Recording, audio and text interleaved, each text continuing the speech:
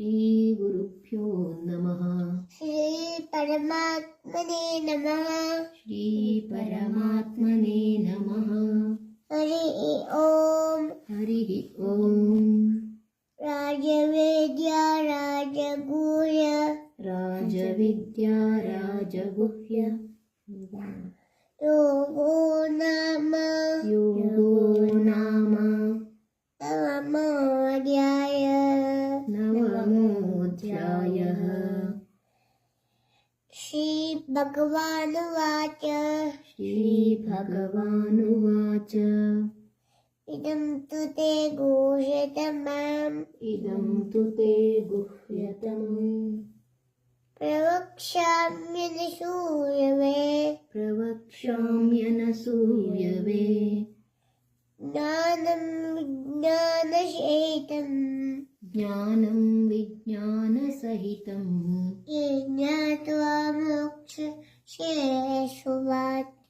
ज्ञात्वा मोक्षसे शुभात्। राजविद्या राजगुह्यम्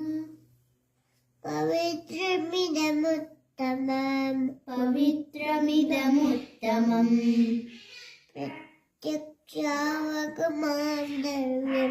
प्रत्यक्षावगमं धर्म्यम् सुसुखं कर्तुमव्ययम् अश्रद्धदानः पुरुष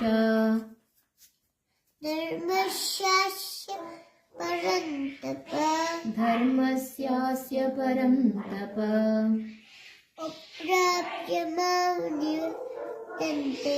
अप्राप्य मां निवर्तन्ते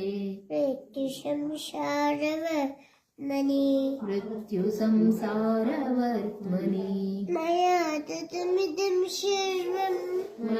ततमिदं सर्वम् जगदव्यक्तमूर्तिना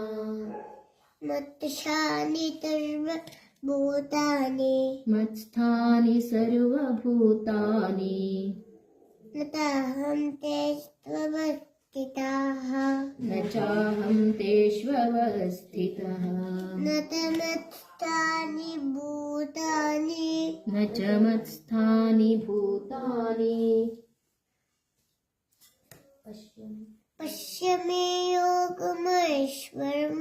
पश्य मे योगमैश्वरम्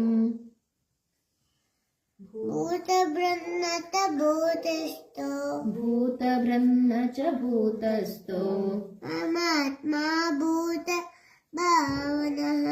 ममात्मा भूतभावनः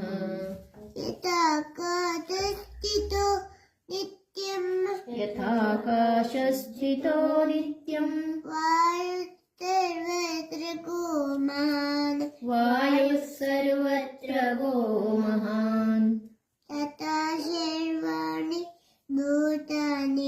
तथा सर्वाणि भूतानि मत्स्थानीत्युपधारय न च मत्स्थानि भूतानि पश्य मे योगमैश्वरम् भूतभृन्न च भूतस्थो ममात्मा भूतभावनः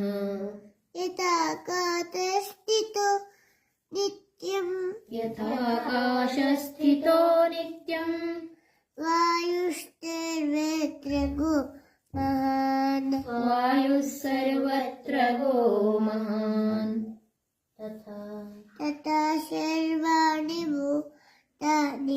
तथा सर्वाणि भूतानि मत्स्थानीत्युपधारय मत्स्थानीत्युपधारय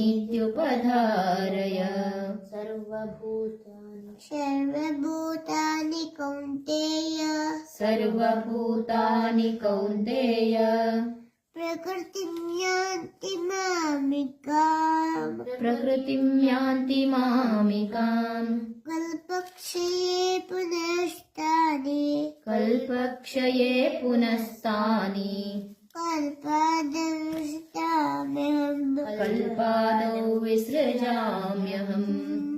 प्रकृतिं स्वामस्तभ्य प्रकृतिं स्वामवष्टभ्य विसृजामि पुनः पुनः विसृजामि पुनः पुनः भूतब्रह्ममिमं कृष्णम् भूतब्रह्ममिमं कृत्स्नम् अवशं प्रकृष्टे वशात् अवशं प्रकृतेर्वशात् न तमां तानि कर्माणि न च मां तानि कर्माणि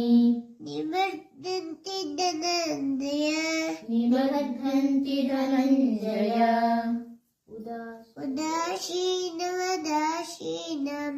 उदासीनवदासीनम् अतक्तेन्तु कर्मसु असक्तं तेषु कर्मसु मयाध्यक्षेण प्रकृतिः मयाध्यक्षेण प्रकृतिः श्रूयते सूयते सचराचरम् हेतुनानेन कौन्तेय हेतुनानेन कौन्तेय जगद्विपरिवर्तते अजानन्ति मां मूढाः अवजानन्ति मां मूढा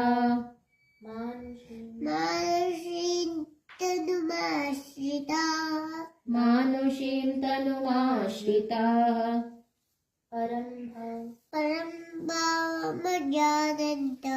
परं भावमजानन्तो मम भूतमहेश्वरम्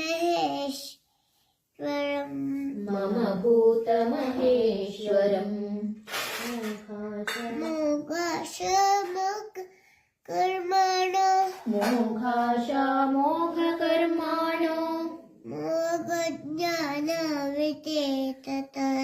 मोघज्ञानाविचेतसः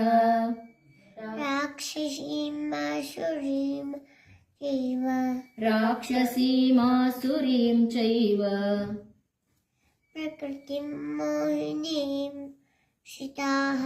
प्रकृतिं मोहिनीं श्रिताः महात्मानस्तु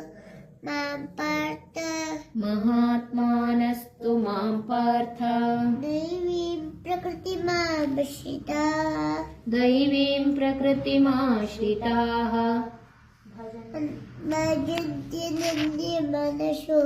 भजन्त्यनन्यमनसो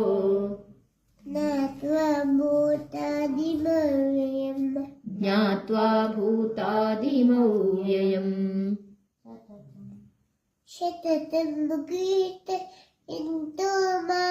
सततं कीर्तयन्तो माम् यतन्तश्च दृढौ रताः नमस्यन्त्यश्च मां भक्त्या नमस्यन्तश्च मां भक्त्या नित्ययुक्ता उपासते नित्ययुक्ता उपासते ज्ञानयज्ञेन चाप्यन्ये ज्ञानयज्ञेन चाप्यन्ये यजन्तो मामुपासते यजन्तो मामुपासते एकत्वेन पृथक्त्वेन एकत्वेन पृथक्त्वेन बहुधा विश्वतोमुखम् बहुधा विश्वतोमुखम् अहं क्रतुरहं अहं क्रतुरहं यज्ञः स्वदाहमहमौषधम् स्वधाहमहमौषधम् मन्त्रोऽहमहमेवाज्यम् अहमग्निरहं हुतम् अहमग्निरहं हुतम् पिताहमस्य जगतो पिताहमस्य जगतो माता दाता पितामहः माता धाता पितामहः वेद्यं पवित्रमोकार वेद्यं पवित्रमोङ्कार उक्सामः सुरेव चिम् रुक्सामयजुरेव च गतिर्भर्ता सुबुद्धक्ति गतिर्भर्ता प्रभुः साक्षी निवाततिरनुहृत निवासः शरणं सुहृत् प्रभव प्रलष्टानं प्रभवः प्रलयस्थानम् निदानं निधानं बीजमव्ययम् तत्सदिति ॐ तत्सदिति श्रीमद्भगवद्गीता श्रीमद्भगवद्गीता सुपनिषत्सु ब्रह्मविद्यायां ब्रह्मविद्यायां योगशास्त्रे ब्रह्मविद्यायां योगशास्त्रे